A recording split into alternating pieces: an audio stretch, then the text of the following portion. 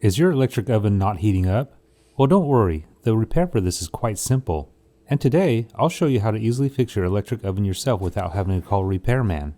And I've listed the needed replacement part in the description so it's easy for you to find. First, remove the baking rack so there's more room to work inside the oven.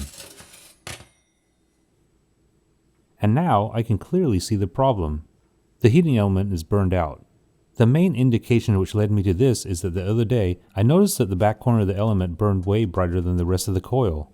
And when it finally burned out, I heard a buzzing sound with a puff of smoke from the oven.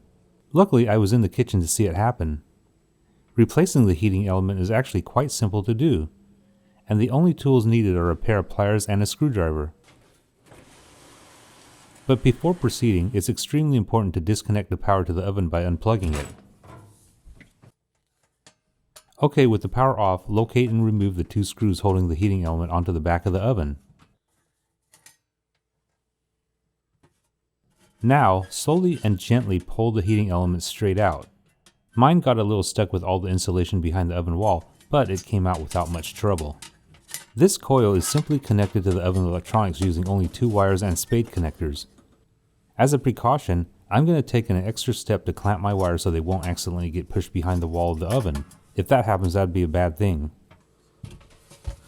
Here, a pair of pliers can help slide the connectors off, but do keep track of what side they're on. At this point, the heating element will come right out. And here, I got this exact replacement part from Amazon for about $26. But you'll need your model number to be sure you find the right part for your brand.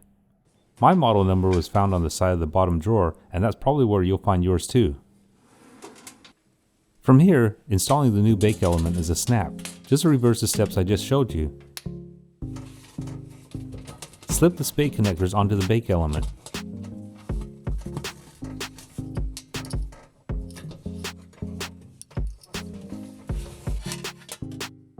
Now slide the ends into the insulated opening.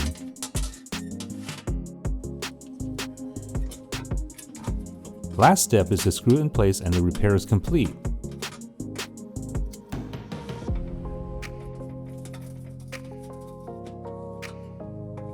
At this point, plug the oven in and give it a test.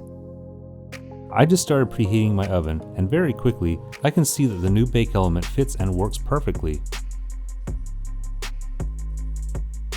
If this video was helpful, please give me a thumbs up and don't forget to hit the subscribe button so you won't miss any of my DIY repair videos.